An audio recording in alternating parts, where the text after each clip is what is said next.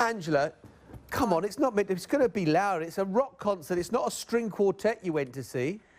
This is true, but it was so loud, it felt like a steam train crashing into you. Worse than anything you've been to before?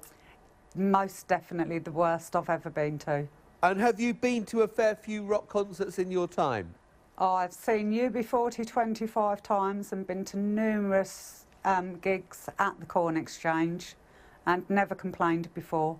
Right, look, I'll tell you what, we're going to play you 30 seconds of it because I think that... Oh, here we are.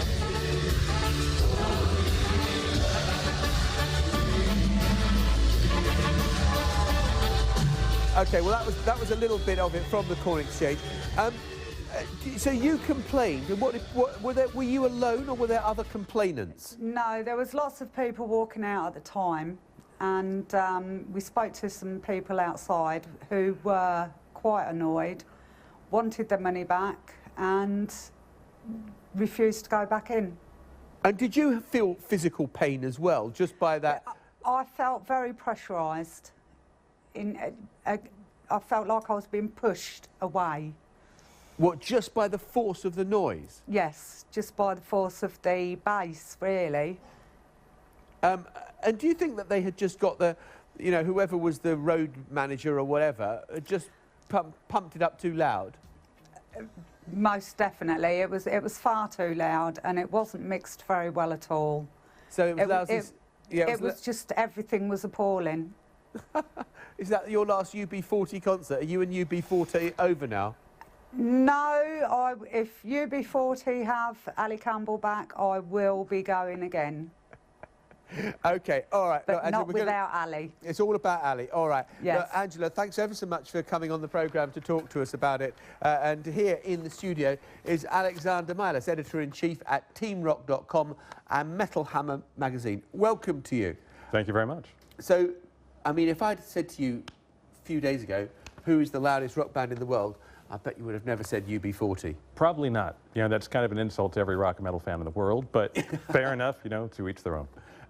What do you think? What do you think of what we heard there? You know, honestly, you know, I think it's more a statement on the speaker system and the sound man perhaps not mixing things as she suggests, rather than UB40 actually being a loud band. That's kind of preposterous. You know, it's fighting talk. I mean, there was always that thing about, particularly among heavy metal bands, about who was the loudest band.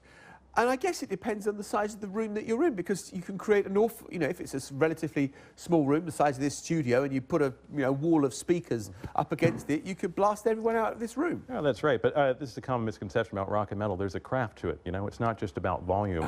You know, it's about creating a feeling. You know, Motorhead, you know, their mantra is everything louder than everything else, and there's a reason why. It's because they do it so well.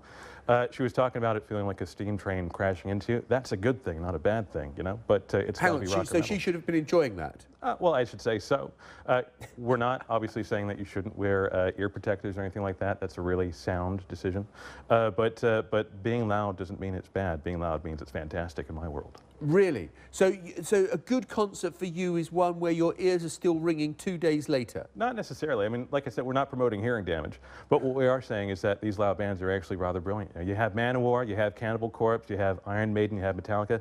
They're all masters of creating this incredibly loud sound that we call rock and metal. But there's finesse and elegance to what they do as well, and that's where the misconception is. Where is the finesse and elegance? Oh, if you listen to any song by Metallica, especially before 1991, it isn't just about the brutality, it's also about the beauty as well. They're massive students of classical music and jazz and fusion and all that, you know, and I think it's just down to misconception, as I've said, misunderstanding of the genre, rather than an actual knowledge of that kind of promotes this notion that it's just senseless volume. But surely, you know, if you turn it up really, really, really, really loud, you miss the subtlety of the sounds, of the kind of, you know, things that might be at the higher range of hearing. Well, if you ask any classical composer, they'll know all about dynamics, right? It's not about the loud, it's about the soft and the subtlety, right? That's where the sort of the elegance of music comes in, and that's not lost on metal or rock musicians either.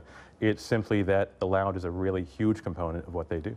Yeah, but why, so explain to me why it is a good thing that the bass is so pumping and loud that you feel it kind of almost physically hitting you. Why is that good? Yeah, well, you know, I think a lot of musicologists probably have some interesting ideas on the subject. You know, a notion that people on stage are shamanic, that there's something cathartic that goes back maybe 10 to 1,000 years that unites all of humanity. You know, that's what the beautiful thing about music is we stand in a room and we commune with other people, and most definitely, it's always been about volume, about hearing this rhythm and feeling it as well.